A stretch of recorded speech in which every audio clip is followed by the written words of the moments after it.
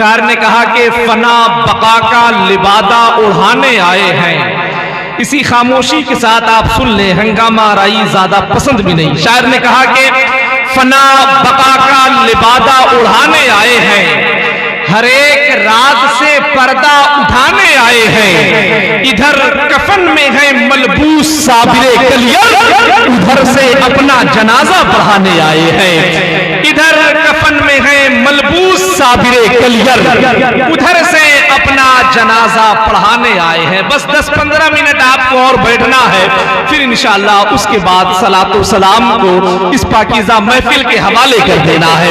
एक खूबसूरत मुझे शेर पढ़ना, इंशाअल्लाह उस हुक्म की तामील भी होगी जो हुक्म मोहतरम वैस चंदौली साहब किबला ने दिया। एक अच्छा शेर पढ़ता हूँ, नारे हैदरी के नाम का नारा बुलंद हुआ है। शायर ने कहा कि हर कोई जमाने का वली हो नहीं सकता, हर कोई जमाने का वली हो नहीं सकता, और साहिबे औसाफे जली हो नहीं सकता। मत तौल उन्हें अक्ल के मीजान में जाहिर, जो अक्ल में आ जाए अली हो नहीं सकता। मत तौल उन्हें अक्ल के मीजान में जाहिर, जो अक्ल में आ जाए अली हो नहीं सकता। बात मौला अली की आ गई, आप हजरात ने जोर से सुभान अल्लाह नहीं कहा।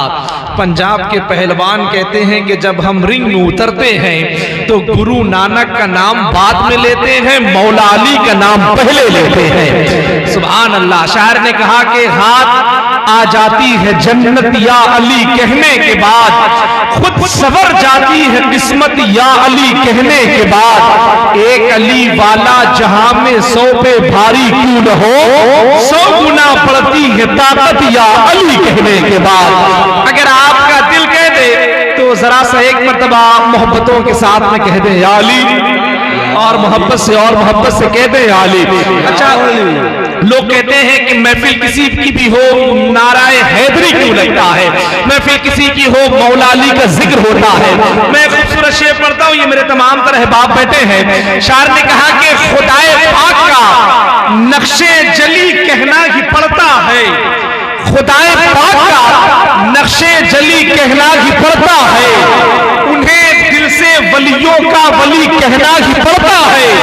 जमाना लाख कतराए मेरे मौला की अजमत से, मगर वक्ते मुसीबत या अली कहना ही पड़ता है। जमाना लाख कतराए मेरे मौला की अजमत से, मगर वक्ते मुसीबत या अली कहना ही पड़ता है। अगर आपका दिल कह दे तो जरा कह दे या अली, और मोहब्बत से कह दे या अली। लेकिन ये तमाम तर शोरा बैठे हैं, अल्हम्दुलिल्लाह इन्हें बहुत ही अच्छी तरीके से मालूम है कि अगर किसी पीर के नाम पे अपने हाथों को उठाता है, अगर कोई शायर किसी खतीब किसी नाज़िम किसी इमाम के नाम पे अपने हाथों को उठाता है, तो उस पीर के नाम पे हाथों को उठाने की सुन्नत उसके मुरीदों की है। लेकिन पूरे हुए जमीन पर सिर्फ एक जात है मौलाए कायनात की, जिसके नाम पे खुद मेरे आका ने अपने हाथों को उठाया है। खतीरे खुम में मेरे आका ने हजरत अली के हाथ में हाथ डाल करके बुलंद करके फरमाया था, मन कुंतु मौला फहाज़ल अलीयुल मौला, यानी मैं जिसका मौला अली उसका मौला। तो जरा सब लोग अपने हाथों को उठाए। हजरत इमाम जाफर सादिक फरमाते हैं कि जिस जमीन जिस गली जिस घर जिस गार्डन जिस कैंपस जिस मोहल्ले में मेरे जद्दे अमजद मौलाए कायनात का जिक्र हो जाता है, 40 दिन के लिए उस जमीन से बलाओं को उठा लिया जाता है। और कसम खुदा कि अगर आप हजरत अली के नाम पे अपने हाथों को उठाएंगे तो आपके हाथ की ताकत कम नहीं होगी, बल्कि अल्लाह आपके हाथ की ताकत को और बढ़ा देगा। शायर ने कहा कि शिकस्ता हाथ पैरों में भी ताकत आ ही जाती है, अली का नाम लेता हूं तो हिम्मत आ ही जाती है। और अली की जंग को मैंने कयामत कह दिया तो क्या, अली जिस जंग में आए कयामत आ ही जाती है। हाथों को उठाए लहरा के कह दे अली, और मोहब्बत से बोल दे अली। एक बिल्कुल अच्छा शेर मुझे पढ़ना है, फिर इन्हीं अपने दोस्तों के कदमों पे बैठना है। शायर ने कहा कि अजाए बात का मजहर समझ नहीं आता, बात अगर आपके समझ में आए, शेर अगर सच्चा हो तो बस सुभान अल्लाह कह दीजिएगा। शायर ने कहा अजाए बात का मजहर समझ नहीं आता, कि कम दिमागों को हैदर समझ नहीं आता, अजायब बात का मजहर समझ नहीं आता। अब आने वाला खूबसूरत शेर, अजायब बात का मजहर समझ नहीं आता कि कम दिमागों को हैदर समझ नहीं आता। किसी बुजुर्ग की सोहबत से फैज हासिल कर अली किताबों को पढ़कर समझ नहीं आता। किसी बुजुर्ग की सोहबत से फैज हासिल कर अली किताबों को पढ़कर समझ नहीं आता। फैज भाई का एक हुक्म हुआ है और इंशाअल्लाह मुझे उस तरफ भी जाना है, इसलिए कि हमारे जलसों का एक अलमिया है, एक कमी है कि हम लोग करबला शरीफ का जिक्र करते हैं, मौला अली का जिक्र करते हैं, लेकिन और सहाबा इकराम का जिक्र कसरत के साथ नहीं करते हैं। मैं उन लोगों से कहता हूं साहब कि मोहब्बत के जली उन्वान को क्यों भूल जाते हो, मुहिब्बाने अजीमुशान को क्यों भूल जाते हो। अली का जिक्र करना भी जरूरी है, मगर साहब अबू बकर उमर उस्मान को क्यों भूल जाते हो। करना भी जरूरी है, मगर साहब अबू बकर उमर उस्मान को क्यों भूल जाते हो। अब जो हुक्म हो रहा है बहुत देर से, मुझे वो शेर पढ़ना है, लेकिन जरा से अपने हाथों को उठाएं, मोहब्बतों के साथ में कहते सुभान अल्लाह और मोहब्बत से बोलते सुभान अल्लाह। शायर ने कहा कि हमेशा ज़ेर होते हो, ज़बर होते तो क्या होता। जरा कहते सुभान अल्लाह।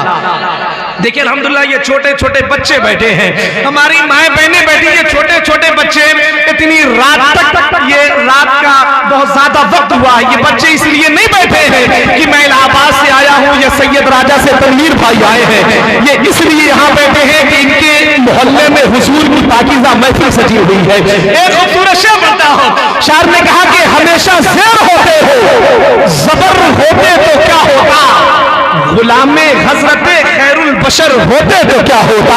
अब आने वाले खूबसूरत शेर, हमेशा ज़ेर होते हो, ज़बर होते तो क्या होता, गुलामे हजरते खैरुल बशर होते तो क्या होता। कलामे पाक पर ऐ जालिमों उंगली उठाते हो, अगर इस दौर में हजरत उमर होते तो क्या होता। कलामे पाक पर